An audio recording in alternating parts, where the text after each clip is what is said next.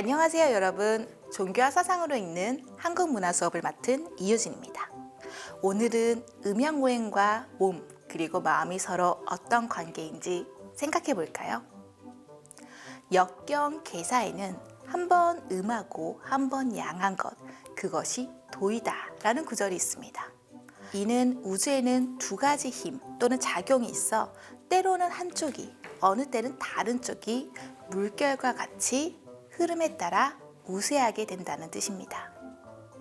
이 음양론은 묵자, 장자 및 도덕경 등 많은 고전에서 발견됐는데요.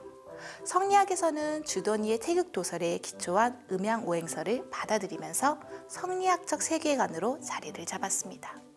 오행은 맹자가 주장한 유교 도덕의 오상과도 섞이게 됩니다. 오상이란 다른 말로 오륜이라고도 하는데 인, 의, 예, 지, 신이라는 5가지의 덕목을 일컫습니다. 이는 어질다라는 뜻으로 심성이 착하고 행위가 아름다운 것을 말합니다. 의는 마땅히 해야 할 것을, 예는 사회적 질서의 규범과 행동의 표준적 절차, 의례 등을 의미합니다. 그리고 지는 아는 것, 신은 믿는 것을 말합니다. 이런 도덕적 규범들이 방위와 오행이 결합된 오방사상과 어우러져서 각 방위가 각 덕목을 상징하게 되었습니다. 하나씩 살펴보면 이는 오행의 목이며 방위로는 동쪽, 의는 금이며 방위로는 서쪽, 예는 화이며 방위로는 남쪽, 지는 수이며 방위로는 북쪽, 마지막으로 신은 토이며 방위로는 중앙과 연결됩니다. 여러분, 방향도 나오고 인이예지신이라는 오상도 나오고 게다가 오행도 나오니 헷갈리시죠? 이 연결을 잘 알 수 있는 게 지금 서울에 위치한 사대문입니다. 한국의 국보 1호인 남대문의 다른 이름은 바로 숭례문입니다. 남쪽은 오행으로는 화, 오상으로는 예이죠. 그래서 이름에 숭례, 즉 예자가 들어가는 것입니다. 동대문의 본래 명칭은 바로 흥인지문입니다. 동쪽의 오상은 인이죠. 그래서 이름에 인이 들어가는 겁니다. 그럼 서대문의 본래 명칭은 무엇일까요? 조금 생소하실 수 있는데 바로 돈의문이라고 합니다. 서쪽의 오상은 의죠. 그래서 이름에 의자가 들어간 것입니다. 마지막으로 북쪽에 있는 문은 뭘까요? 북대문은 숙청문인데 실제로 통행에는 거의 이용되지 않았다고 합니다. 그래서 오행상 북문은 현 종로구에 있는 홍지문으로 여기기도 합니다.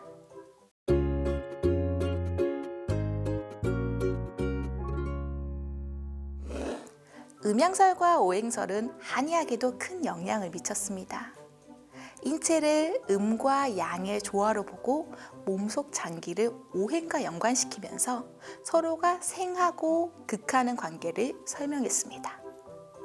우리가 아프다고 하는 것은 몸속에 음과 양이 부조화를 이루고 오행이 서로 괴리하기 때문이라고 보고 치료도 이런 부조화 상태인 음양과 오행 형상을 조화롭고 정상이 되도록 바로잡아주는 것을 의미했습니다. 여러분, 양이 너무 강하면 양증이 나고 음이 너무 강하면 음증이 납니다. 여기서 몸이 덥고 붉고 호흡이 거칠고 또 입이 마르는 것들은 양증이고 반대로 몸이 차고 창백하고 느리고 약하고 말을 하지 않는 것은 음증입니다. 양증에는 양을 빼고 음증에는 양을 더해주는 방식으로 조화를 이루어 몸을 치료하게 되죠. 또 우리의 몸은 모두 이어져 있다고 보기 때문에 발이 아프다고 하면 그 발만 보지 않습니다. 반대쪽 발도 보고 다리, 심지어 머리까지 확인하죠. 또 신체의 부분들을 오행과 연결시키기도 합니다. 목은 장기에서는 간에, 얼굴에서는 눈에 해당합니다. 화는 심장과 혀와 연결되고 토는 비장과 입, 금은 폐와 코, 수는 신장과 기와 연결되죠. 이런 장기와 신체 부분들은 각각 해당되는 오행에 따라 다른 곳을 생하기도 하고 극하기도 합니다. 예를 들어 금이 목을 극하는 금극목을 생각해 볼까요?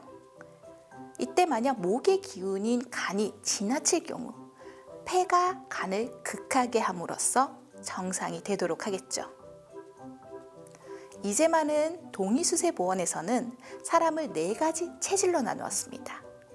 이것을 사상체질이라고 하고 사람의 체질에 따라 태양인, 태음인, 소양인, 소음인 이렇게 4가지로 분류했습니다. 이 체질에 따라 용모도 차이가 나고 성격이 다르며 어떤 장기가 약한지도 알 수 있고 먹어야 하는 것과 먹지 말아야 하는 것, 잘 걸리는 병과 잘 걸리지 않는 병 등을 분류해 놓았습니다. 이렇게 조화를 중시하는 한의학에서는 몸의 문제를 몸만의 문제로 보는 것이 아니라 생활 환경과 마음까지 확대해서 보는 것이죠. 그래서 몸이 아플 때 몸과 마음을 함께 다스리고 먹는 것과 주변 환경까지 모두 고려하여 치료하게 됩니다.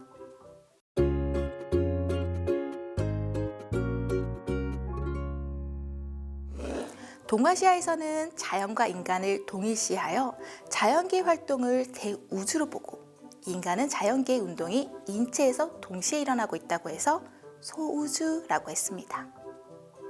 사람이 무병장수한다는 것은 자연계의 변화에 순응해서 생활하는 것을 의미합니다. 그래서 절기에 맞춰서 생활하고 식생활과 생활의 절도가 있어 과음, 과식, 과색, 과욕, 과로 등을 피해야 한다고 생각했죠. 식생활은 단순히 에너지를 채우는 것에 그치는 것이 아니라 몸을 건강하게 유지하고 보양하는 가장 기본 중에 하나로 보았습니다. 밥이 보약이다 라고 하죠. 우리는 무엇을 먹으면 몸이 차진다, 무엇을 먹으면 좋다, 혹은 절대 같이 먹으면 안 된다 등 여러 이야기를 꾸준히 들어왔습니다. 이런 것들은 음식에도 음과 양 등의 기운이 들어가 있어 상생과 상극을 고려해야 한다는 생각 때문입니다. 오행은 맛과도 연결시킬 수 있는데요. 이것을 오미라고 합니다. 목은 푸른색이고 신맛을 상징합니다.